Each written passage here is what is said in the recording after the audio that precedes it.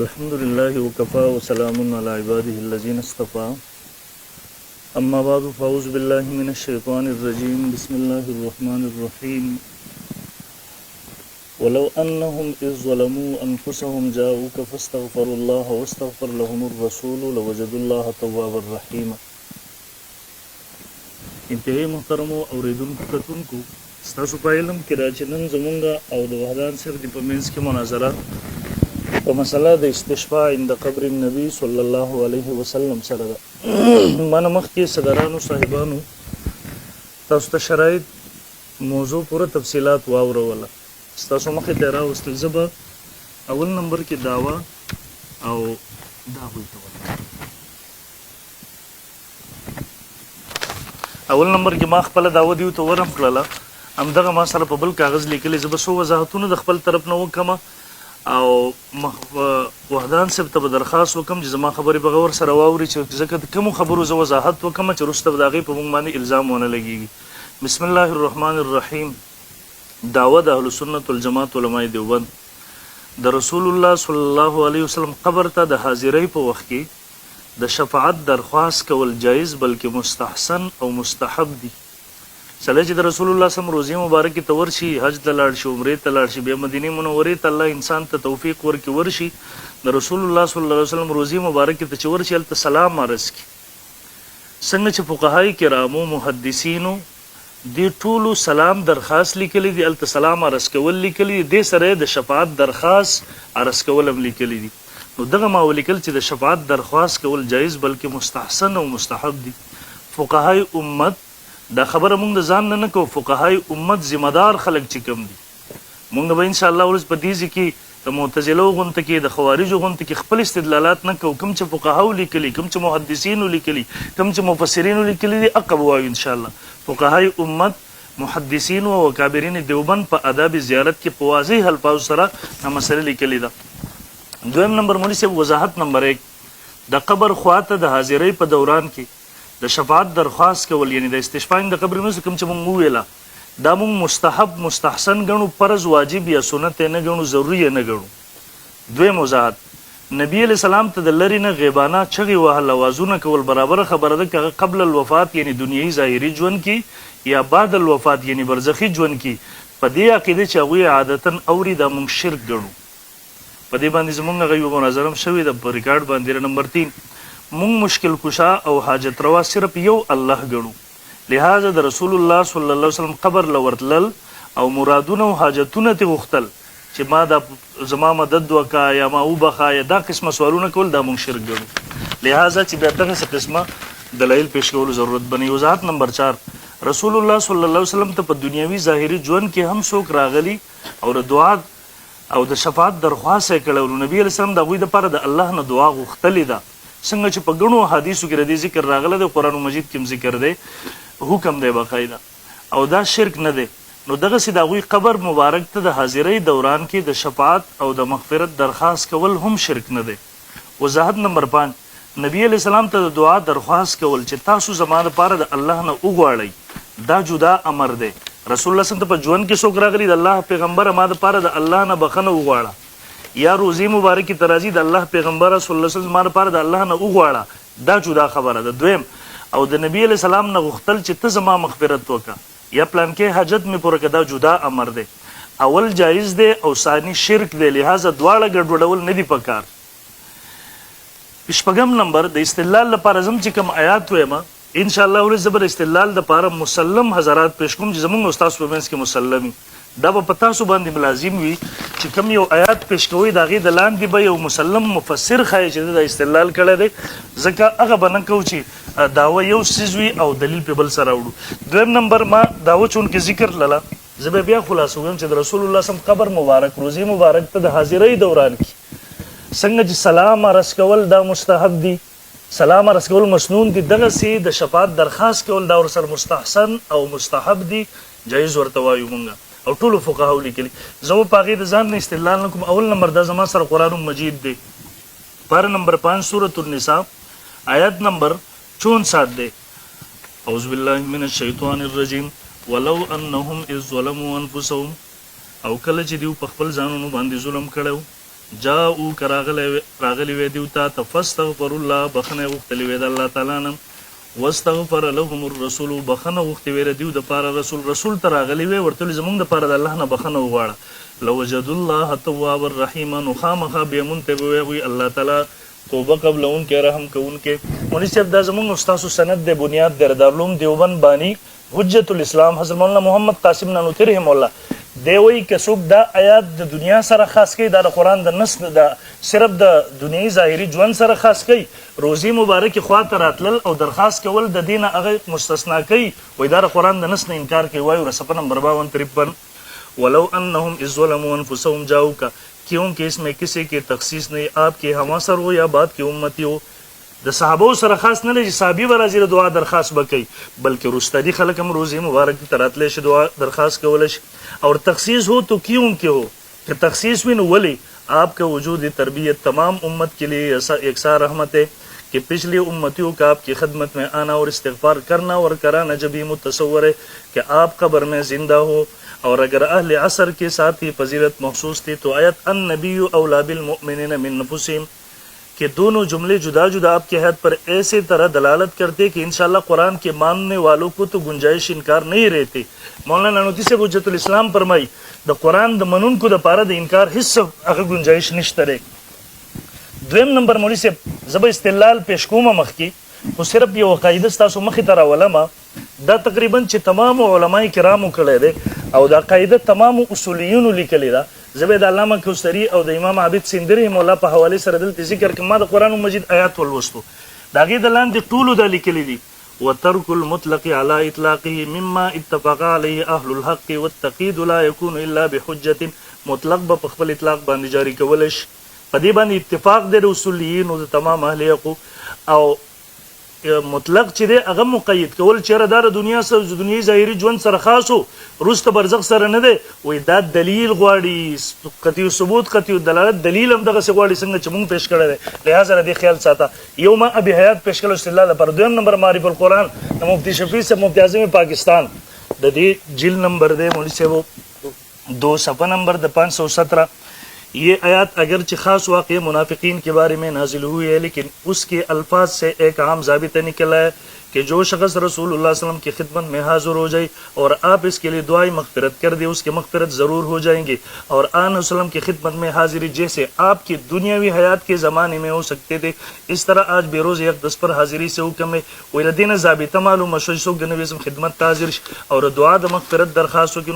नबी मग़फ़िरत दुआ हो कि मग़फ़िरत भी अल्लाह कई और नबी सलाम पर खिदमत की हाजिरी संग च पर दुनियावी ज़ाहिरी ژوند کې وا तक कसिने नम रोजे मुबारक के तो वर्तल दा की मौलवी साहब कहते तासु शिरक कोई मुफ्ती शफी साहब रहमतुल्लाह तसवई वाज़ेह कई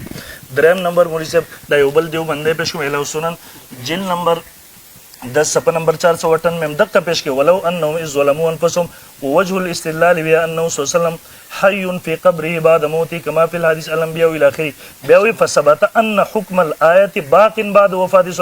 तफसीली दलाइल रावड़ी गई साबित शो च बेश का हुक्म दे दे बाकी दे रुस्तर वफात द नबी अलैहि सलाम फयंबगी लिमन ज़लम नफ्सहु अन यज़ूर क़ब्रहु व यस्तग़फिरुल्लाह इंदहु व यस्तग़फिरु लहु रसूल पस पकार दी چې چا په خپل ځان باندې ظلم کړي چې زیارت وکړي د قبر د رسول الله سلام او بخنه وغواړي د الله نه او بخنه وغواړي دغه لپاره رسول دا علامه عثماني لیکي زمونږ استاد د نیکي حیثیت لري نن به خپل نیکه د خپل پلار روحاني نه انکار نه کوم مولوی صاحب دا زما سره مولانا رشید احمد صاحب دی اصل الفتاوا مولوی صاحب د دې صفحه نمبر 561 دا دیم لیکي د قیات نه فسبد ان حکم الایات باقin بعد وفات صلی الله علیه وسلم پیم بغیر من ظلم نفسه ای یزور قبره ويستغفر الله عنده فاستغفر لهم الرسول اور د قیات نه به استدلال کوي دا مولوی صاحب زما سره تفسیر قرطبی دی تقریبا تمام مفسرین څومره چې سلف دي څومره چې زمونږ کابیر دي مولوی صاحب هغه ټول واقع د عربي ردی د لاندې نقل کړي د آیات بغیر څه قسمه نکیر نه او بیر دغه نه استدلال کوي ولو انهم ظلموا پاغي باندې روایت راوړي دا تفسیر قرطبی دی د دې جلد نمبر 6 دی مولوی صاحب صفحه 4 نمبر 439 دیم دغه نه استدلال کوي دغه رنګ مولوی صاحب تفسیر د بحر المحیط جلد 3 صفحه 296 میں استدلال کوي شعب الایمان کې مدقه آیات راوړي امام بیهقی مشهور محدث صفحه نمبر 1517 په دغه کې استدلال کوي. همدغه رنګ مولوي صاحب شفاء السقام امام مالک رحم الله نه استدلال نقل کوي. صفحه نمبر 214 امام مالک رحم الله د آیات نقل کور دین استدلال مولوي صاحب د زما سره وفاء الوفا جلد 4 صفحه نمبر 215 هم د دغه آیات نه د هغه زماني محدث دغه زماني مفسر ورنه استدلال کوي. همدغه رنګ ونصلي ونسلم على رسوله الكريم اما بعد فاعوذ بالله من الشيطان الرجيم بسم الله الرحمن الرحيم. مفتي صاحب ته خو زه اولنۍ خبره دا کوم چې تاسو چې کومه دعوه پیش کړه په دعوه کې مو ډایرکټ د موضوع دپاره د محمول د ثبوت په ځای باندې تاسو ولا حکم ثابت کړه. حالانکې دا ستاسو دا کتاب دی دا ساجد نقشبندي صاحب لیکلی دی او ستاسو کومه مناظره شوې وه په کرامات اختیاري او غیر اختیاري باندې دې کې تاسو اول موضوع محمول له ثابت کړی دی. مسله خو دلته کې ستاسو په دغه باندې د په انکار باندې ده نو محمول مو موضوع نه نفي کړی دی او لاندې مو بیا حکم لګولی دی او دلته تاسو تداخل وکړو د موضوع د محمول د موضوع د ثبوت په ځای باندې تاسو حکم ثابت کړو د موضوع دپاره. دا د علم المناظرې په رو سره صحیح خبره نه ده. اولنۍ خبره دا ده چې تاسو دا خبره وکړه چې مونږ د نبي صلی الله علیه وسلم قبر خوا کې د شفاعت درخواست مستحسن او مستحب ګڼو. دا زما سره خلاصه کیدانی ده. دا د فقه یو کتاب دی. دې کې په صفحه نمبر 4 کې دی لیکلي والمستحب مستحب دې ته ویل کېږي ما فعله النبي صلی الله علیه وسلم مرة وترکه اخرى وما احبه السلف. مستحب دې ته ویل کېږي چې هغه نبي صلی الله علیه وسلم یو ځل کړی او بل ځل یې پرېښودلی او سلفو دا محبوب ګرځولی. نو ته به ما د یو ځل دا قول د الله د نبي نه اوښی او انشاءالله زما په دعوه کې به هم دا خبرې چې د الله د نبي نه دا ثابت نه دي د صحابه کرامو نه ثابت نه دي د قرآن نه صراحتا ثابت نه دي چې لفظ د استشفای د عند قبر النبي تذکری او د هغې سره د شفاعت ثبوت د الله د نبي دپاره شوی دا انشاءالله العزیز دا زما دعوه ده د اول نه تر اخرې پورې به زه دا وایم دا ما د ثابت نه کوي انشاءالله. د هغې نه بعد زه بله خبره دا کوم ستا ډېرې خبرې هغه په خپل ځای باندې لاړې خو زه یو تپوس کوم. دې مولانا صاحب دا کتاب لیکلی دی او ستاسو به ورسره ملګرتیا تعاون به ځکه چې ستاسو دغه یې ورسره لیکلی از افاده ستاسو د طرفه چې دی د دې یو قسم توثیق دی په دې باندې. دې کې دې لیکلي دي اول لیکلي استمداد د استمداد په اقسامو کې بیا لیکلي توسل د توسل په اقسامو کې بیا لیکلي استشفا. گویا استمداد مقسم دی یو قسم استشفا بل توسل دی. بیا چې بزرګانو د توسل د قسم د لاندې تا استشفا دی راوسته نو ګوره دا یاد ساته د یو مقسم د اقسام په خپل مابین کې د یو بل سره تضادي. استمداد مقسم او اقسامو کې تضاد پکارو او تا بیا قسیم د شی دا د قسم د شی وګرځو چې کله دی دا توسل د لاندې استشفا راوسته. د دې جواب به علمي جواب وکړي. یوه خبره دا ده په دې کې دا خبره وکړله شوه چې دا استشفا د توسل قسم دی او دا نور الحسن شاه بخاري صاحب ستاسو مشر دی توحید اور شرک کی حقیقت دی کتاب کې دی لیکي وای بزرگانو یہ توسل شفاعت کی قسم ہے. دې دا شفاعت مقسم ګرځي توسل ولا قسم ګرځي او دلته کې دا مولانا صاحب لګېدلی دی د توسل مقسم ګرځول شفاعت ولا قسم ګرځول. اوس بلې خبرې ته وکړې د دې دواړو نه یو خبره دا معلومه شوه چې تاسو توسل استشفا په منځ کې قول د ترادف کوئ. د دې نه دا خبره معلومه شوه. حالن کې په دې کتاب کې دا شیخ سرفراز صفدر صاحب په تسکین الصدور کې دی په دې صفحه کې لیکي وای بزرگانو شفاعت کی درخواست قبر کی قریب ہونی چاہیے او بیا لیکي توسل چې هغې دپاره قبر کې پاس حاضری کی تخصیص کی کوئی وجہ نه. په توسل کې بزرگانو دا ضروري نه ده چې قبر خواله به ځي هغه بعید نه هم کولی شي قریب نه هم کولی شي او په دې ځای کې تاسو دا دواړه یو شی ومنو. نو زه اوس تاسو ته دا وایم دا استشفا د بعید نه ته په دې کې قایل کېږي که نه قایل کېږي ولې توسل خو به ته د بعید نه قایلې. د دې خبرو جواب به راکړي. د هغې نه بعد زه بله خبره دا کوم چې ته وې چې شیخ قاسم نانوتي صاحب د دغې آیت نه استدلال کړی. زه خو اولنۍ خبره دا کوم دا زما سره د شیخ قاسم نانوتي صاحب کتاب دی آب حیات په دې کې دی لیکي رسول صلی اللہ علیہ وسلم کا حیات دنیاوی علی الاتصال اب تک برابر مستمر ہے اس میں انقطاع تبدل و تغییر جیسی حیات دنیاوی سے حیات برزخی ہو جانا واقع نہیں ہوا. دا په دې کتاب کې شیخ قاسم نانوتي صاحب دا لیکلي دی. خو ګوره په دې کتاب کې تا چې دی به ما ته په پېښور په مناظره کې د دې نه د فتوه پیش کوله چې په دې کې د په ده باندې فتوه ورکړې ده چې په دې سړي پسې مونځ نه کېږي. زه وایم ده ویلي دي چې څوک حیات دغه چې دی حیات برزخي نه مني په هغه پسې مونځ نه کېږي. نو په دې ځای کې خو تا په هغه باندې فتوه ولګوله په حیات النبي کې تا د هغه موقف وانخېسته. په حیات النبي کې ستا فتوه کې شیخ سرفراز صفدر د هغې په فتوه کې شیخ قاسم نانوتوي صاحب راغی او دلته ته اوس ځان استدلال کې یو خبره ده دا زما سره د شیخ قاسم نانوتي صاحب عجوبه 40 دی په دې کې دی لیکي شهید اس بدن سے زندہ نہیں شہید ددی بدن سر ژوندی نه دی او بیا ورته لیکي ها جنت میں ان کو دوسرا بدن مل جاتا ہے دا شیخ قاسم نانوتي صاحب دلته دا خبره به صبر دی کتاب د المسلک المنصور 66 کې دی لیکي معتزله وغیرہ باطل فرقوں نے جسم عنصری سے اس طرح جو استدلال کیے دی جسم عنصری دغه په جسم عنصری نه جسم مثالی دی ولګیدو وای د معتزله موقف دا دی چې هغه جسم مثالی مني نو ګویا چې ستا شیخ سرفراز صفدر په شیخ قاسم نانوتي صاحب باندې فتوا ولګوله چې دی په دې مقام کې معتزلی دی او په دې کتاب کې دا تحقیق المتین د ستاسو مولانا محمد امین صاحب دی په دې کې دی لیکي وای بزرگانو یہ عقیدہ ان منکرین حیات معتزله کا واضح طور پر قرآن و حدیث کے خلاف ہے د شهید جسم ته میت ویل او شهید چې دی دغه دپاره جسم مثالی منل دا د معتزله موقف دی نو زه هم په دې ځای کې تاسو لګېدلی ستا شیخ سرفراز صفدر صاحب هم او ستا د تحقیق المتین والا هم د څه کړي دي شیخ قاسم نانوتي صاحب ته معتزلي ویلی دی د قرآن نه ورته منکر ویلی دی نو که په یو ځای کې تر استدلال کې بل ځای نه مني نو دا کومه فلسفه ده دا کومه فلسفه ده د هغې نه بعد زه دا خبره کوم زما د جانبه جواب دعوه واخله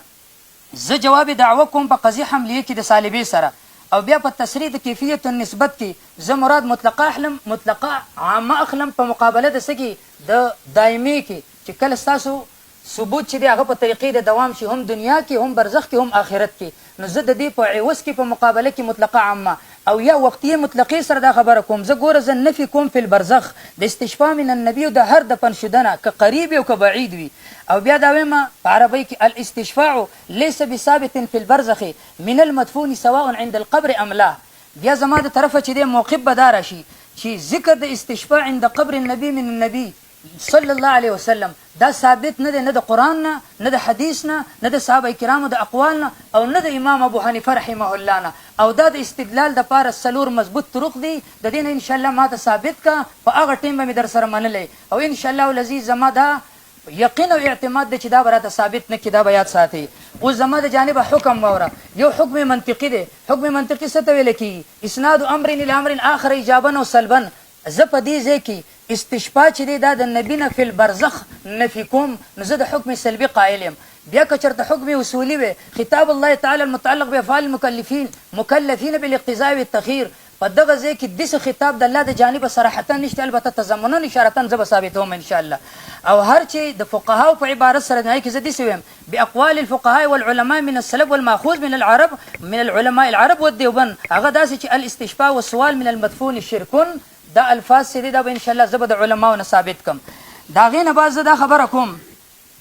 چې تا چې کوم آیت کریمه وي ولو انهم اذ ظلموا انفسهم جاؤوک فاستغفروا الله باغی باندې چې دی تا د شیخ قاسم نانوتي صاحب قول پیش کو ما شیخ قاسم نانوتي صاحب ته تا په جسم مثالي کې معتزلي ویلی دی تا ورته چې دی هغې شهید دپاره چې کله هغې د جسم د میت قول وکړو تا ورته معتزلي د قرآن نه درته منکر وي او عذاب قبر مناظره کې تا ویلي جسم مثالي منل دا د معتزلو قول دی دا د منکرین حدیث قول دی دا د قادیانیانو قول دی نو تا چې شیخ قاسم صاحب ته داسې داسې القابات ورکړه اوس دې څنګه استدلال نیسي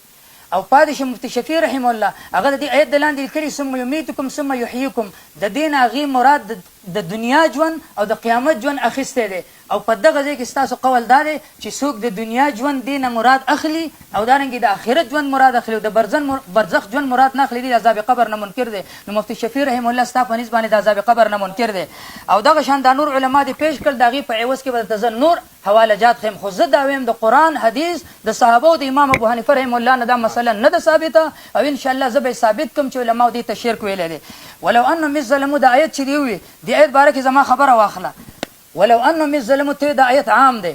زم بالفرض که دا آیت عام شي دا مقدم نو دا ورپسې آیت به عامي فلا وربک لا یؤمنون حتی یحکموک فیما شجر بینهم که دغه آیت د عام واخیستو نو اوس ته وایي چې زما استاد مناظرې فیصله به خلک عوام به چې دی نو په میډیا باندې کوي نو تا فیصله د الله په نبي په قول باندې ونه کړه یا خو به دا وې تا فیصله چې دی په الله په نبي باندې ونه کړه او فیصله د الله نبي ته ونه سپارله یا به دا وې چې دا مخکې آیت عام نه دی او یا به دا وې چې زمانه نعوذ بالله کفر صادر شو ولې فلا وربک لا یؤمنون حتی یحکموک فیما شجر بینهم دا ورپسې آیت به بیا عام منې که چېرته ورپسې آیت عام نه منې دا تالی باطل مقدم مثل د دې نه مخکې وګورئ بل دلته لفظ جاؤوک راغلی جاؤ قبرک نه دی راغلی بل ګوره د ثبوت د استشفاء عند قبر النبي دپاره په دې آیت کې رایحه هم نشته رایحه بوی پکې هم نشته د ثبوت دپاره. بل زه دا خبره کوم تا چې د دې نه کم استدلال وکړو، د استدلال دپاره 4 طرق دي. په 4 طرقو کې ستا کم یو د استدلال طریقه د مراده ده په دې ځای کې د هغې وضاحت به وکړي.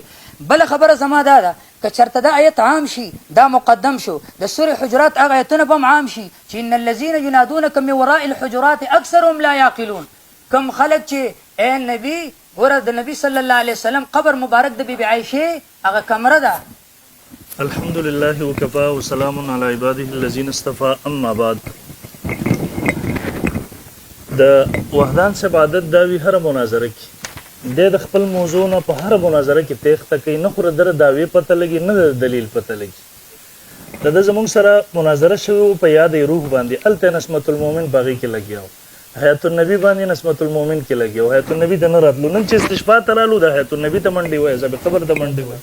حیات الشهدا ته چې کوم عنوان دی هغې ته راشه، هسې ګډوډو خبرو به ځان نه خلاصوي. دویم نمبر ونی صاحب د ټایم به لږ ودرېږه، جوابیدا به هم لږ راولېږه، ټایم به یې صاحب ووایي نه لږ ودرېږه. دویم نمبر مولوي صاحب دا ټول بحث به خلک اوري، پلانکي دا لیکلي پلانکي دا لیکلي، ده تضادات هغه تضاد هغه ټیبونه په دې باندې مزه یې کوو. انشاءالله ولې چې وخت راشي دغه هم درته یو ځل نه 3-4 پیرې ښودلي هم دي چې ستاسو دا ټول ګپ شپ په دې وخت کې د کتابونو وضاحت چې کې خپل دلایلو ټیبونه ځي. راشه اصل مسلې ته په واضح الفاظو کې تعالی ما درکړه چې د رسول الله صم قبر ته د حاضرۍ په وخت کې د شفاعت درخواست کول جایز بلکې مستحسن او مستحب دي. فقهای امت، اکابرین امت، علماء دیوبند ټولو په خپلو کتابونو لیکلي ده. په دې کې په کوم ټکي ته نه پوهېږي ووایي زه درته وضاحت وکړم. د جواب یې دا ورکړی چې شفاع من النبي عند قبر النبي ثابت نه ده. د قرآن او حدیث د فقهای کرام حکم دې ته علماو شرک ویلی دی. ګوره ما د استحباب حکم ولګو در شرک پکار دا چې اوس یو قطعي ثبوت قطعي دلالت دلیل راوړي چې د نبي سم قبر ته ورتلل د لرې نه خبره نه. ما مخکې واضح کړله تنقیحات او دعوه مې منقحه کړله چې لرې نږدې خبره زما اوس ته نه ده عند القبر، بلکې موضوع دریم نمبر شرط لیکلی شو چې د موضوع نه به خروج شکست ګڼلی شي. نو هغې له به راځو زه به ستا دلایل وزګوره به مولوي صاحب. یو دویم نمبر ویره خلاصه کیداني لیکل ته ټول عمر د دغه خلاصه کیداني او د دغه ابتدایي کتابونه نه راوځي، لږ دا شامي هم راوړه بلکې خلاصه کیداني ولم لیکل خو عبارت دې پوره نقل نه کړو. دا د مستحب تعریف کوي چې دغه هم دی ما فعله النبي صلی الله علیه وسلم ورته وکړه. دویم ما احبه السلف، اگر چې دا سلفو خوښ کړي وي یو کار سلفو خوښ کړی دغه مستحب دی، دا شامي دی، زما استاد مذهب مسلم کتاب دی. یو خبره راخلي بله پرېږدي بیا ما ته وایي د نبي علیه السلام نه بخیر ظالمو قرآن مې پیش کړو، لږ صبر وکړه حدیثو به مې انشاءالله ولې تا ته انبار لګوم اوسو هغه به مو ګورې. دویم وایي چې نبي علیه السلام پخپله کړی، نبي علیه السلام وسلم پخپله خپل قبر ته خو نشي راتللی، البته د رسول الله صلی الله علیه حدیثونه به زه تا ته ښیم چې دې نه ثابتېږي په دې طریقې سره مخکې به ځو. بیا دې لاړو استمداد او استشفا دې کې تضاد دی. هغه کې مولوي صاحب ګوره هغه ستا کتابونه هم لیکلی دی چې ترادف دی که تضاد دی، خو هغې ته نه ځو هلته هغه الفاظو کې نه خلو اصل راځو. زما ستا بحث نه په استمداد کې دی، زما ستا بحث نه د توسل کې دی، زما ستا بحث په هغې خاص صورت کې دی چې هغه استشفاء عند قبر نبي صلی الله علیه وسلم دی، لهذا حق صورت راواخله په هغې کې بحث کوو. ده بیا ډېر ښه جواب وکړو. وایي نانوتي صاحب رحم الله اصل موضوع نه تېښته وکړله، وایي تا ورته هغه ځای کې کافر ویل، هغه ځای کې نعوذ بالله نعوذ بالله تا ورته په خپلو کتابونو کې قادیانیانو سره تشبیه ورکړې نه دی. حق جلد 175 زه پیش کولی شم خو وخت په هغې باندې نه ځای کوم د فضولیاتو پسې مین خلا. دویم نمبر قاسم نانوتي رحم الله الحمدلله زموږ مشر دی، تر هغه عبارتونه چې د موضوع سره تعلق نه سي د دې ځای کې مه راچوه چې کوم په استشفا په عنوان تا ته د قاسم نانوتي عبارت معلومي میدان ته راوړه چې په هغې باندې بحث وکړو. اخوا دې خوا مزه بیا د دې نه پس دی رالی وای مفتی شبیر رحم الله ثم یحییکم ثم یمیتکم ثم په دې ځای کې وایي تا ورته عذاب قبر منکر ویل. هلکه دا موضوع شسته شروع ده، قسم دی خپل خلک به په تا پسې خاندي چې دا ته څه شی وی. ولو انهم ظلموا باندې بیا بحث کړو لړو هغه ځای کې ته بسترې په سر تلله. بیا وایي فلا وربک لا یؤمنون حتی یحکموک او دا دواړه به یو ځای کې نو بیا به مولوي صاحب دا دوه حکمونه جدا جدا دي، یو عام دی بل خاص دی، دواړه یو ځای کول آیاتونه چونکې دواړه حکمونه جدا جدا دي بیا هغه یو ځای کول د یو په بنیاد باندې د بل نه انکار کول دا خالص دجل دی، د هغې نه کار مه اخله. بیا وایي جاؤک دی جا جاؤ قبرک نه دی. ای مولوي صاحب دا رسول الله صم په خپل قبر مبارک کې نه دی پروت، تا خو بیا د حیات النبي هغه مناظرې له راغلې چې په روزه مبارکه کې چې کوم جسد مبارک دفن دی دغې ته نبي نه وی، بیا د هغې نه انکار کوې که څنګه؟ تیر کې هم چې کتابونه پیش کړي. بهرحال مولوي صاحب په بوسو کې اوبه بوتلې دغه به خلک وایي په دوو کتابونو راغی. درېیم ما یې له سنن پیش کړو، هغې हजम को। असल फतावा में पेश कर तफसीर कुर्तुबी बहरी मुहित शोबुल ईमान शिफा उस्सिकाम के इमाम मालिक रहमहुल्लाह में पेश कहूँ कि इमाम मालिक रहमहुल्लाह शिफा उस्सिकाम हदीस सफ़ा नंबर 206 दगा आयात नकल के दागी दलांदी इस्तिलाल के वलो अन्नहुम यज़लमून अनफुसहुम इमाम मालिक रहमहुल्लाह फरमाई दी नबी सल्लल्लाहु कबर मुबारक तरतल शफात दरखास्त कोल मुराद दी दा मौली जब जमा सरा लसा युलसम नंबर नशर तीब जमुंग उस्ताद टूल रूहानी निकाह दा पखबल किताब मुशरिक खूब और तने में कला हदीस सफ़ा नंबर 242 43 दा दक्का से वाज़ी इबारत पेश के मौली जब सब मन लगा दे से लिखी अगर इबारत नकल की पूरा तफसीली रिवायत दुरुस्त वैसे पेश के मौला अन्नहुम यज़लमून को समझाओ कि बस्तगफिरुल्लाह इला आखिरी भी हुई और इसमें आपके पास अपनी गुनाहों से इस्तिग़फ़ार करता हूँ और अपने रब के हुजूर में आपके वसीले से शफात चाहता हूँ आया हूँ। फिर 2 शेर पढ़े और इनमें मोहम्मद बिन हर्ब के वफात 228 हिजरी में हुए अवैदा ज़माना चले तो खैरुल कुरून दा और खैरुल कुरून का ज़माना था और किसे से इस वक्त नकीर मनकुल नहीं पस हुज्जत हो गया मा मुस्ताब लिखले वो शामी ने मिदर तपेश खला खुलासा की दानी न रौजा आगे मख की इबारत दे प्रे खो निमनी मुखरी खैरुल फतावा रदा द 4 सनन चिस्ता सर द विफाकुल मदारिस दर सर द खैरुल फतावा जिले सफ़ा नंबर 157 की देम लिखी नबी अलैहि वसल्लम कबर ख्वा तरातल दगा आयत में इस्तिलाल के मौली से वो दगा रंगे फजाइल हज तबलीगी जमात वाला दाखुलक बुआजी अल्फाज सरवावरा दिल्ली की सफ़ा नंबर 136 दक आयत नकल की सलाम के बाद अल्लाह जल्ल शानहू से हुजूर सल्लम के वसीले से दुआ करी और हुजूर सल्लम से शफात की दरख्वास्त करी जुमहूर उलमा उसकी जवाज़ के कायल है और बिया अमदक आयत नकल की वला अन्नहुम यज़लमून अनफुसहुम जाऊ के फस्तगफिरुल्लाह वस्तगफिर रसूल दक आयत ना शेखुल हदीस से रहमहुल्लाह इस्तिलाल के हुआ है मुशरिक नऊज़ बिल्लाह न पूछ दलो स्तासुन बनवी नवी तरीके इस दकई दगा रंगे मुगनी इब्न खुदामा दा ए तहरीराती हदीस खपल निकन कन इनकार के तहरीराती हदीस अकम दक आयत ने दक आयत दलान दी दगा रिवायत राउडी इस्तिलाल और न कई नन उआया अखपल निका खपल जान के सनद बिखी बातिले खत्मे खुटिक दा के नए बातिले नए खत्मे बेनना मसला तस्लीम के जद मकवा दा मुगनी अल मुगनी इब्न खुदामा हदीस सफ़ा नंबर 213 दा जिल नंबर 5 दे देम दक आयत नकल के वलो अन्नहुम यज़लमून अनफुसहुम जाऊ के फस्तगफिरुल्लाह इला आखिरी बेवी व अगर कसरा गए नबी सम खबर तब खैरुल कुरून के वरते वक़द जितुक मुस्तगफिरन लिज़म्बी मुस्तशफियान बिक इला रब्बी शफात दरखास्त है रसूल सम द खबर पखवा के वो दा मौली जब जमा सरश पाड़ा सम नंबर महकुत तकौल महकुत तकौल ददी मौली से वो अल्लामा सिंधी रहमहुल्लाह पर 124 बांधी दक आयत राउडी वो कुशवरता वलो अन्नहुम यज़लमून अनफुसहुम जाऊ के अस्तगफिरुल्लाह बे वही बल फुक़हा उल मज़ाहिब हत्ता अल हनाबिलता अला शुमूल अल आयत लिमा बाद अल मौत वल अंबिया मक्की में कायदा जिक्र लला तवाब रहीमानुस बिमा क़ब्ल अल मौत तखसीस बिदून हुज्जत अन हवा देवे सुख ची दुनिया सर दी तखसीस को इधर खपल ख्वाहिशात न कई तो शरीयत दी कायदे लान दिन के बेत कायदे नकल कई व तर्कुल मुतलक अला इतलाक मिम्मा इत्तफaq अली अहलुल हक़ व तक़ीद ला यकुन इल्ला व इधर दी पउमुम बांदी अहले हक़ मुत्तफिक दी वहदान से वो और बेवी वला हुज्जत होना तकल सुख चरा मुक़य्यद के दुनिया ज़ाहिरी जोन सर पदिबन हिज दलील निश्ते बल फुक़हा उल मज़ाहिब हत्ता अल हनाबिला बल्कि फुक़हा तमाम मज़ाहिब हत्ता हनाबिला आश अला शुमूल अगुई दा आयत आम गन ले वली वल अंबिया व अहयान फी क़ुबूरिहिम युसल्लून दा वाले मौली से जमा सरा तफसीर उन नसबी द दी जिल नंबर दे मौली से बहुत एक को सफ़ा नंबर 367 दा दे मोई वलो अन्नहुम यज़लमून अनफुसहुम दे दलान दी वही अगर ताबीर आ गए वे वे खबर ख्वात वक़द ज़लमतु नफ्सी वजितुक अस्तगफिरुल्लाह मिन ज़म्बी फस्तगफिर ली मिन रब्बी फनूदिय मिन क़ब्री क़द गुफ़िर लक आवाज़ और तरह अल्लाह रब्बी ज़ुल जलाल ता तबखना दार कुरान मजीद आयत दागे दलान दी माता तकम अस स्पाड़स मुफस्सिरीन पेश लला अकाबिरीन देवबंद में पेश लदा दागे मखकिब दिस सोक में न पेश कले चा सिर्फ जमुंगे युतासु दमनई ता तजमा चैलेंज दे दी आयत दलान दी यो तगस मुफस्सिर पेश के मुसल्लमी आसे को तौबतो बनराली च अगीदा लिखलीवी च रसूलुल्लाह सम खबर मुबारक तरतल शफात दरखास्त कोल च जमान पर अल्लाह ने शफात हुआ दा शेख दे चैलेंज दे जमा तर मुसल्लम मजरात की हुआ दोम नंबर जरा जम अहदीस तो वहदान से वीलू वेल अहदीस पेश कर जमा सरा अबू दाऊद शरीफ जिल नंबर 1 दे 286 सीधा नबी अलैहिस्सलातु वस्सलाम फरमाई अन अबी हुरैरा अन्न रसूलुल्लाह सल्लल्लाहु अलैहि वसल्लम क़ाला मा मिन अहदिन युसल्लिमु अलैहि इल्ला रद्दल्लाहु अलैहि रूह हत्ता अरुद अलैहि सलाम जमा खबर मुबारक तसुक राजी सलाम मुगिजोर सलाम जवाब और को दावल अस्तासुर पंचपीरान मसलकुल्लाह के ब्रिस्तासुर मशर अगली की शेख तोयब साहब पर इस तरह कब्रिस्तान में जाकर सलाम करना दरअसल दुआई मग़फ़िरत है क्योंकि वो सलाम नहीं बल्कि ये सलाम सिर्फ दुआ है बुरा अगर सलाम तेरी दुआ हुएला अस्सलाम वालेकुम د सपोर्ट हुआ دا هغه طرف نو ته وعلیکم السلام رسول الله په صحیح مرفوع حدیث کې سفر نمبر 37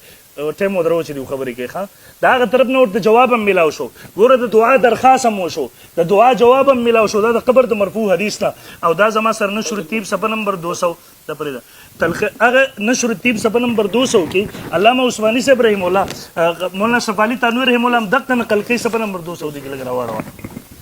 مولوی صاحب دغه روایت ز په ګڼو سره خو دې سم خدل ته هغه پر एकदम صرف تنوی بابا اورا دغه حدیث نه استدلال کې پستشباب باندې وای اورا